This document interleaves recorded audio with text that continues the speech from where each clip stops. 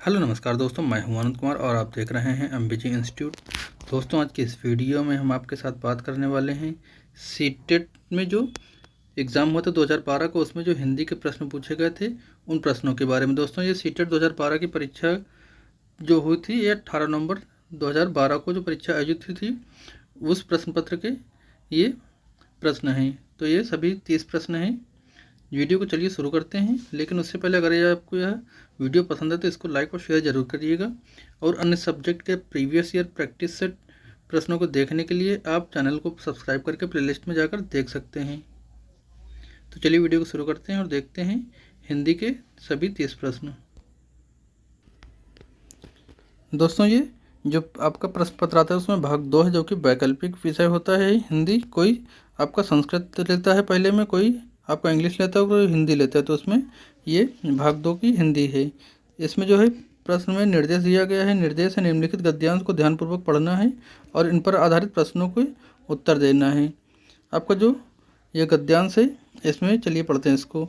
मेघ आए बड़े उन ठन के संवार के, और आगे आगे आगे नाचते गाती बयार चली, दरवाजे खिड़कियां खुलने लगी, गली गली पाहुन ज्यों आए हो गए गांव शहर के, मेघ आए बड़े बंठन के संवर के, पेड़ झुक झुक क्या है, पेड़ झुक झुकाने लगे, गर्दन उचकाए आंधी चली, धूल गगी जो घाघरा उड़ाए, बाकी चितवन उठा नदी, ठिठकी घूंघट सरके, मेघ आए बड़े बंठन के संवर के, बूढ़े पीतल के आगे बढ़कर जुहार की, बरस बाद सुधलीन ही बोली, अकुलाई लता ओट के किवार की, हरसाया ताल्ला या पानी परात भर के, मेघ आए बड़े बंठन के संवर के, क्षितिज अटारी गहराई दामिनी दमकी, क्षमा करो गांठ खुल गई अब भरम की, बांध टूट झरझर मिलन के अश्रु ढरके, मेघ आए बड़े बंठन के संवर के। तो ये गद्यांश था। इसमें जो है ये पहला प्रश्न इसका है, यहाँ पर 31 नंबर लिखा है, लेकिन ये पार्ट सेकंड है और ये हिंदी का। तो यहाँ पर ये प्रश्न है, मेघ आए बंठन के संवर के पंक्ति में भाव किसका है। तो ये भाव किसका है, इसके ऑप्शन है क्या है। यहाँ पर दे रहा है बादलों के, सूरज के ढकने के।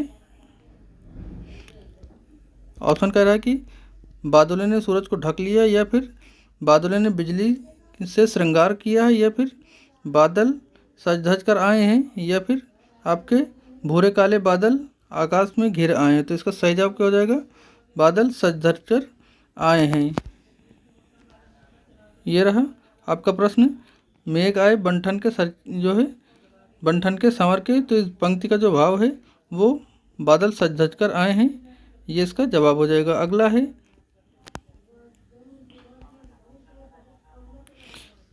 मेघ के आने से लगता है, तो क्या इसका सही जवाब क्या हो जाएगा। क्या बादल आसमान में छा गए हैं, फिर मानो कहीं उत्सव मनाया जा रहा है, या फिर सी कहता है मानो गांव से शहर से मेहमान आए हैं, मानो गांव में शहर से मेहमान आए, या फिर उपरोक्त है डी में से उपरोक्त में से कोई नहीं। तो सही जवाब क्या हो जाएगा, मेघ आने से क्या लगता है, मेघ आने से लगता है कि मानो गांव में शहर से मेहमान आए हैं।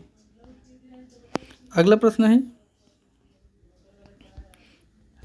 प्रश्न कहता है बरस बाद सुधलीनी, इस पंक्ति का भाव किससे है। क्या ऑप्शन ए कहता है बादल एक बरस के बाद आए हैं, या फिर बादलों ने याद किया है, या फिर बादल बन संवर कर आए हैं, या फिर बादल मेहमान बनकर आए हैं। तो सही जवाब इसका क्या हो जाएगा, ऑप्शन ए, बादल एक बरस के बाद आए हैं। बादल प्रश्न था बरस बाद सुधलीनी, तो इसका अर्थ क्या हो, भाव क्या हो जाएगा, बादल एक बरस बाद आए हैं। इसकी व्याख्या है, आप आराम से इसको पढ़ सकते हैं। अगला प्रश्न है, पूरी कविता में कौन सा अलंकार है। जो ये कविता थी इसमें अलंकार कौन सा था। तो क्या श्रेष्ठ अलंकार था, आपका रूपक अलंकार था, या फिर मानवीकरण अलंकार था, या फिर उत्प्रेक्षा अलंकार था। तो ये था मानवीकरण अलंकार था ये, क्योंकि जो है मेघ यानी बादलों को मेहमान नामक रूप से जो है रूप में हवाओं, पेड़, धूल, नील, पीपल, लता, ताल आदि की क्रियाओं को मानव क्रियाओं के रूप में प्रकट किया गया है। और जहाँ पर जो है प्रकृति अवयवों की क्रिया को मानव व्यवहार क्रियाओं के रूप में प्रकट किया जाता है, वहाँ पर क्या होता है, मानवीकरण अलंकार होता है। इसलिए इस पंक्ति में जो यहाँ पर कविता दे रखी थी, इसमें कौन सा अलंकार होगा, मानवीकरण अलंकार हो जाएगा। अगला प्रश्न है, प्रश्न कहता है कि बूढ़े पीतल ने किस प्रकार मेघों का स्वागत किया है। तो बूढ़े पीतलों ने किस प्रकार से मेघों का स्वागत किया। क्या ऑप्शन ए है झुककर प्रणाम करके, या फिर ऑप्शन बी है प्रसन्न होकर, या फिर गले लगाकर, या फिर ये उल्हाना देकर। तो सही जवाब है ये झुककर प्रणाम करके, क्योंकि जो बूढ़े पीतल ने आगे झुककर बादलों का स्वागत किया गद्यांश में निहित है। बूढ़े पीतल ने आगे बढ़कर जुहार की का यही जो ये लिखा था यहाँ पे, बूढ़े पीतल ने आगे बढ़कर जुहार की, इसका आशय क्या था। जुहार शब्द का अर्थ होता है झुककर स्वागत करना। तो ये एक जो जुहार है ये कैसा शब्द है, ये देशज शब्द है, तो ये भी याद रखिएगा। अगला है दोस्तों, नेक्स्ट प्रश्न है, प्रश्न कहता है कि पाहुन शब्द का क्या अर्थ है। तो पाहुन शब्द का क्या अर्थ है, क्या आना, ऑप्शन बी पालना, ऑप्शन सी मेहमान, ऑप्शन डी पैर। तो पाहुन शब्द का अर्थ होता है मेहमान। पाहुन शब्द का अर्थ होता है मेहमान। अगला प्रश्न है,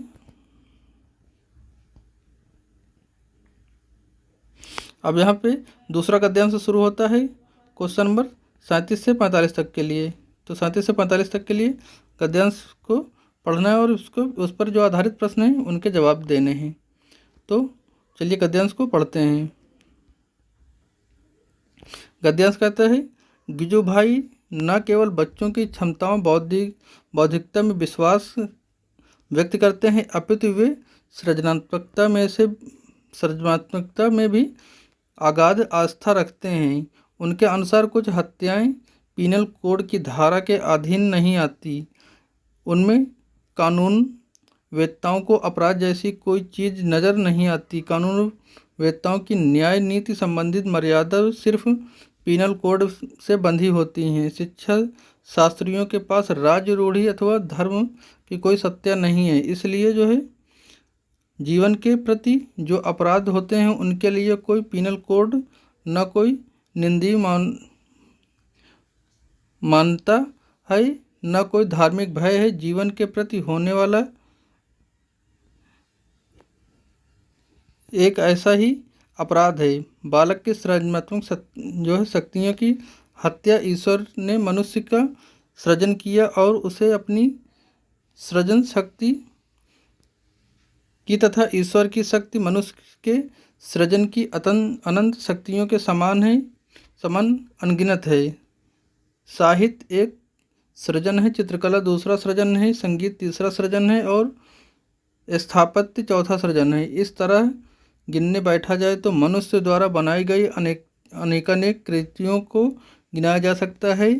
जब शिक्षक या अभिभावक यह तय करता है कि बच्चे को क्या करना चाहिए क्या नहीं करना चाहिए, वस्तुतः इस निर्माण में ही वे बालक की सृजन शक्तियाँ का दमन कर देते हैं। तो इसमें जो इस गद्यांश से पहला प्रश्न था, प्रश्न ने क्या पूछा था, गीजू भाई का किसमें विश्वास नहीं है। तो क्या उनकी रचनात्मकता में नहीं है, या फिर उनके भविष्य का निर्णय शिक्षकों अभिभावकों द्वारा तय करने में, या फिर ऑप्शन सी था बच्चों की बौद्धिक क्षमताओं में, या फिर ऑप्शन डी उनकी क्षमताओं में। तो गीजू भाई का किसमें विश्वास नहीं था कि जब उनके भविष्य का निर्माण जो है निर्णय शिक्षक एवं अभिभावक लेंगे तो ये तय करने में नहीं है। ऑप्शन बी इसका सही जवाब हो जाएगा। ऑप्शन बी इसका सही जवाब होगा। अगला प्रश्न था, कौन सा अपराध पीनल कोड की धारा के अधीन नहीं आता है। तो क्या बालक की सृजन शक्तियों का दमन, या फिर रिश्वत लेना, या फिर धोखाधड़ी करना, या फिर चोरी करना। तो इसका सही जवाब था आपका बालक की सृजन शक्तियों का दमन, ये पीनल कोड की धारा के अधीन नहीं आता है। अगला प्रश्न था बच्चे क्या करें और क्या ना करें जब शिक्षक और अभिभावक यह तय करता है तब क्या होता है, क्या बच्चे में जो रचनात्मकता भर जाती है, या फिर अभिभावक या बच्चों के संबंध में प्रखरता आती है, या फिर बच्चे में जो पढ़ने लिखने के प्रति रुचि जागृत हो जाती है, या फिर बच्चों में सृजनात्मकताओं का दमन हो जाता है, सृजन शक्ति जो होती है उसका दमन होता है। तो सही जवाब क्या हो जाएगा इसमें? ऑप्शन डी सही हो जाएगा। जब जो है बच्चे करें क्या ना करें, जब शिक्षक और अभिभावक तय करते हैं तो बच्चों में जो है सृजन शक्ति जो होती है उसका दमन हो जाता है। अगला प्रश्न है,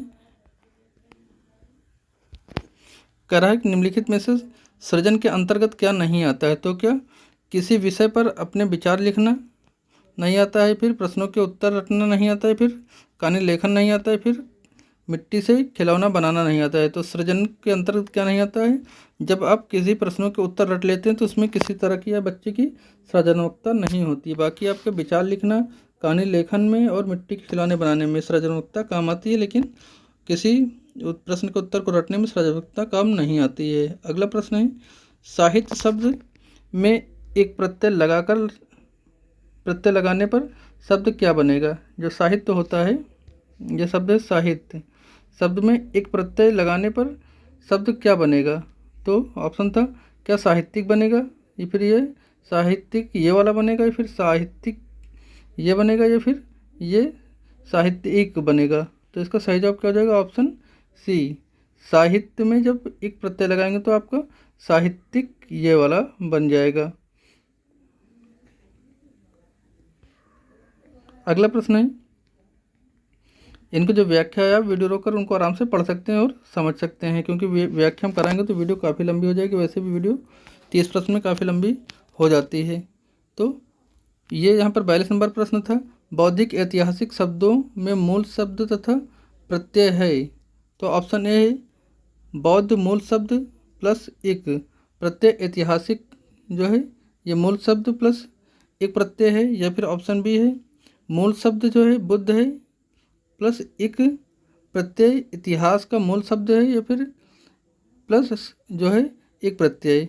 तो बौद्धिक ऐतिहासिक का मूल शब्द कौन सा होगा? ऑप्शन सी है बौद्ध मूल शब्द धन का प्रत्यय ऐतिहासिक मूल शब्द प्लस एक प्रत्यय। डी था बुद्धि मूल शब्द एक प्रत्यय इतिहास मूल शब्द और आपका एक प्रत्यय। तो सही जवाब था इसका क्या था?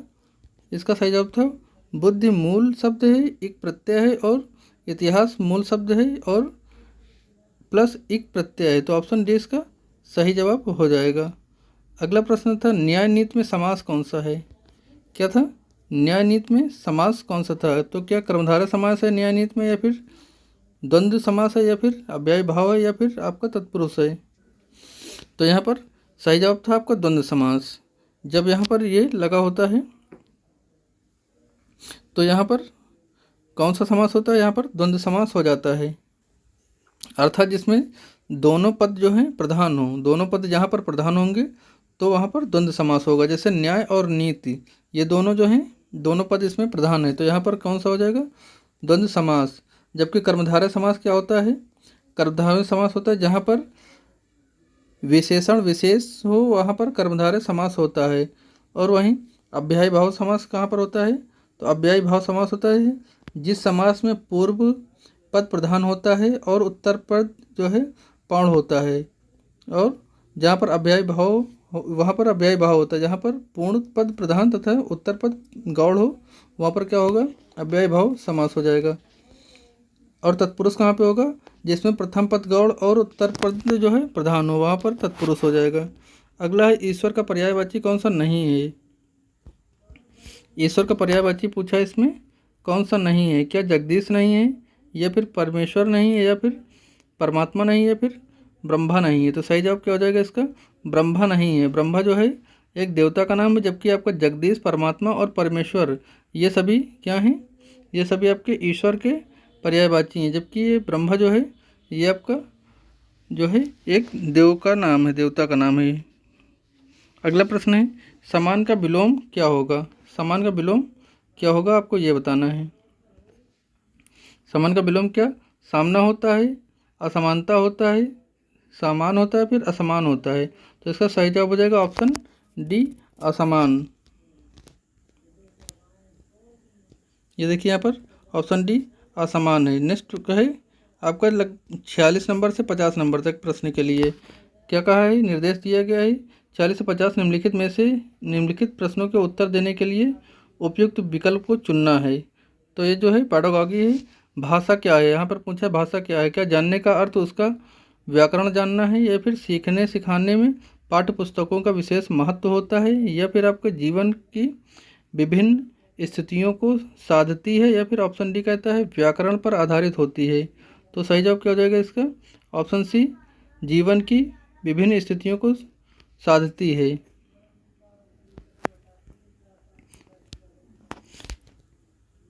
अगला प्रश्न है, कह रहे कि भाषा की कक्षा में समाचार पत्र पत्रिकाओं का उपयोग यह सुनिश्चित करता है कि, तो किस प्रकार से सुनिश्चित करता है, क्या शिक्षण सामग्री का उपयोग हो रहा है।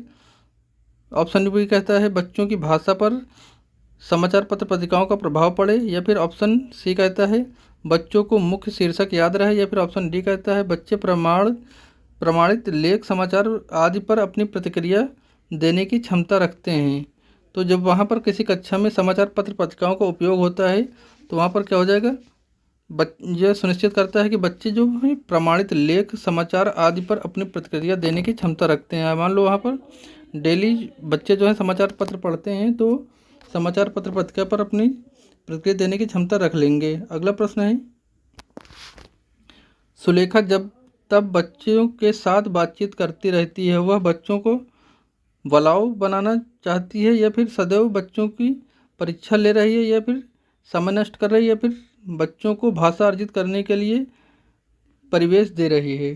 तो मान लो सुलेखा है, जब अपने बच्चों के साथ बातचीत करती है तब वह क्या करती है, तो बच्चों के से बातचीत करती है तो वह जो भाषा अर्जित करने के लिए परिवेश दे रही है वहाँ पर, क्योंकि जब वहाँ पर लगातार वो बात करेगी बच्चे से तो भाषा का परिवेश देगी। अगला प्रश्न है, सुमन बचपन से ही गुजराती बोलती है और समझ लेती है, वह कभी विद्यालय नहीं जाती है। जो सुमन है, सुमन बचपन से ही गुजराती बोल समझ लेती है, वह कभी विद्यालय नहीं जाती है, यह उदाहरण किसका है। तो बोल और समझ लेती है तो क्या भाषा अर्जन है, या फिर सुमन की प्रतिभा है ये, या फिर भाषा सीखने का है, या फिर भाषा में पिछड़ेपन का है। तो ये उदाहरण है भाषा अर्जन का। मान लियो स्कूल भले ही नहीं गई लेकिन वो जो है गुजराती को बोल लेती है और समझ लेती है, तो वो किस तरह से सीखी होगी, भाषा अर्जन करके। अगला प्रश्न है, भाषा में सतत और व्यापक मूल्यांकन क्या होता है। भाषा में सतत और व्यापक मूल्यांकन क्या होता है, केवल बच्चों की कमियां जानना, या फिर केवल यह जानना कि बच्चों ने कितना सीखा, या फिर बच्चों को उत्तीर्ण और अनुत्तीर्ण श्रेणी में रखना, या फिर ऑप्शन डी कहता है बच्चों द्वारा भाषा सीखने की प्रक्रिया को जानना और समझना। तो भाषा का जो सतत और व्यापक मूल्यांकन होता है भाषा का, वो होता है बच्चों द्वारा सीखने की प्रक्रिया को जानना और समझना होता है। और जो ये होता है भाषा में सतत और व्यापक मूल्यांकन का उद्देश्य बच्चों के द्वारा भाषा सीखने की प्रक्रिया को यह जानना समझना होता है, क्योंकि सतत और व्यापक मूल्यांकन एक निरंतर चलने वाली प्रक्रिया है। इस प्रक्रिया के द्वारा हमें पता लगाते हैं कि बच्चे किस तरह से सीख रहे हैं और उन्होंने कितना सीखा है और उन्हें किस प्रकार के अधिगम की आवश्यकता होती है।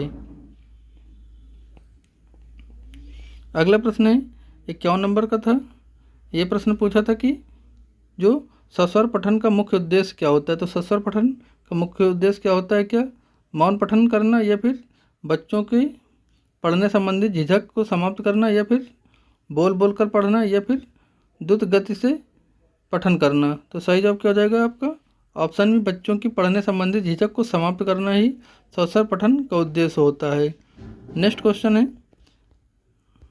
कह रहा है कि भाषा शिक्षण में कौन सा बिंदु सबसे कम महत्वपूर्ण होता है। तो सबसे कम महत्वपूर्ण कौन सा होगा, क्या अस्थायी अभ्यास होगा, या फिर आपका भाषिक परिवेश होगा, या फिर आपका परीक्षाएं होंगी, या फिर आपका पाठ्य सामग्री होगा।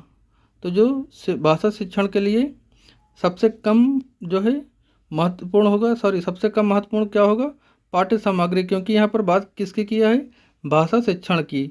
तो भाषा शिक्षण का आपका अभ्यास, जो भाषाई अभ्यास है ये भी ज़रूरी होगा, आपका भाषिक परिवेश ये भी ज़रूरी होगा, और आपका जो परीक्षाएं हैं ये भी ज़रूरी होगा, क्योंकि परीक्षा मौखिक भी होती है।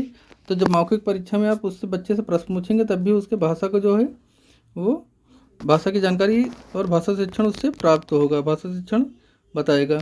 तो लेकिन जो पाठ्य सामग्री है ये आपका नहीं होगा भाषा शिक्षण सीखने के लिए। अगला प्रश्न है, सतत मूल्यांकन एक निहितार्थ है। जो सतत मूल्यांकन एक निहितार्थ है तो क्या है, बच्चों के भाषा प्रयोग में निरंतर अवलोकन करना, या फिर ऑप्शन बी कहता है बच्चों के समीक्षा संबंधी भय को समाप्त करना, या फिर ऑप्शन डी कहता है प्रतिदिन परीक्षा लेना, या फिर ऑप्शन डी कहता है हर महीने परीक्षा लेना। तो सतत मूल्यांकन होता है बच्चों के भाषा प्रयोग का निरंतर जो है अवलोकन करना। ऑप्शन ए इसका सही हो जाएगा। अगला प्रश्न है, भाषा के आधारभूत कौशल क्या है। तो आधारभूत कौशल क्या है, क्या आपका क्रमबद्ध रूप से चलते हैं, या फिर हमेशा अर्जित किए जाते हैं, या फिर सावर्थ पृथक होते हैं, या फिर अंतर संबंधित होते हैं। तो भाषा के जो आधारभूत कौशल होते हैं वो हमेशा जो है अर्जित किए जाते हैं।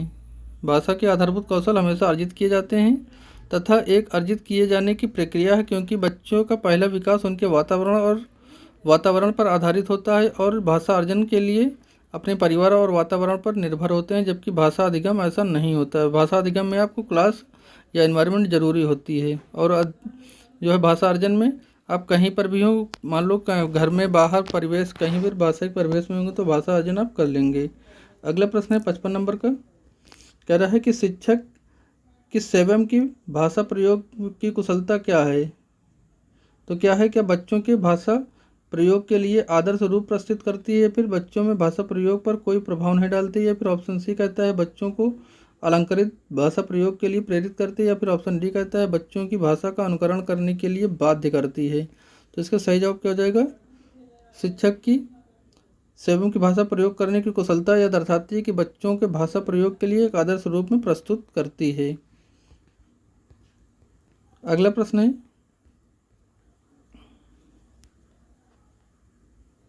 कह रहे कि भाषा अर्जन और अधिगम में महत्वपूर्ण अंतर कौन सा होगा। भाषा अर्जन और अधिगम में महत्वपूर्ण अंतर कौन सा है।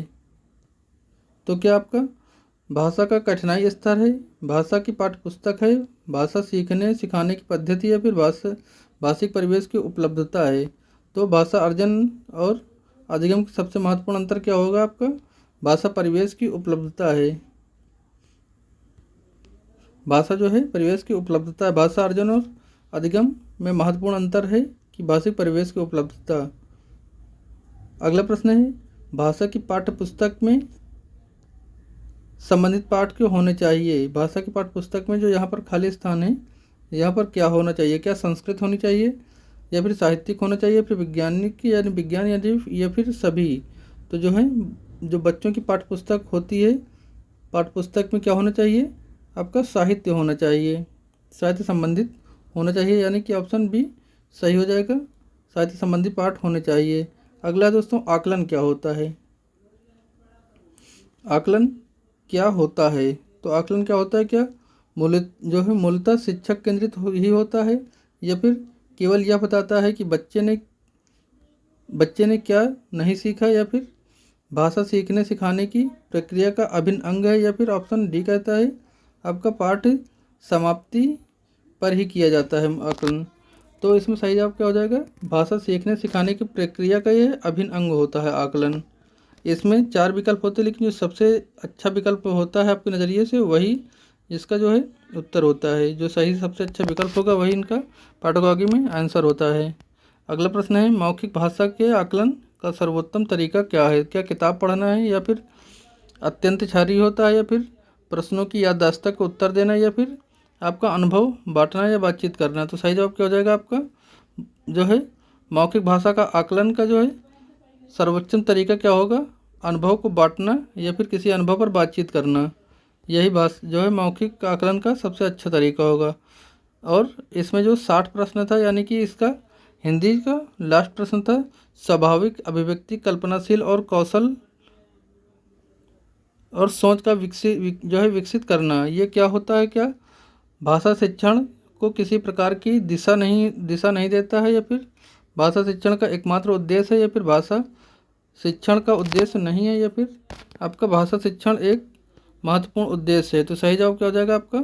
ऑप्शन डी हो जाएगा। भाषा शिक्षण एक महत्वपूर्ण उद्देश्य है और ये समझ विकसित करता है तथा एक महत्वपूर्ण उद्देश्य है, और ऐसा करने के लिए स्वयं की अभिव्यक्ति और कल्पना का पता चलता है। अब यहाँ हम आपको बताएंगे नेक्स्ट लेक्चर में कि जो इंग्लिश का एग्ज़ाम हुआ था, इस परीक्षा में जो इंग्लिश के क्वेश्चन पूछे गए तो उनके बारे में।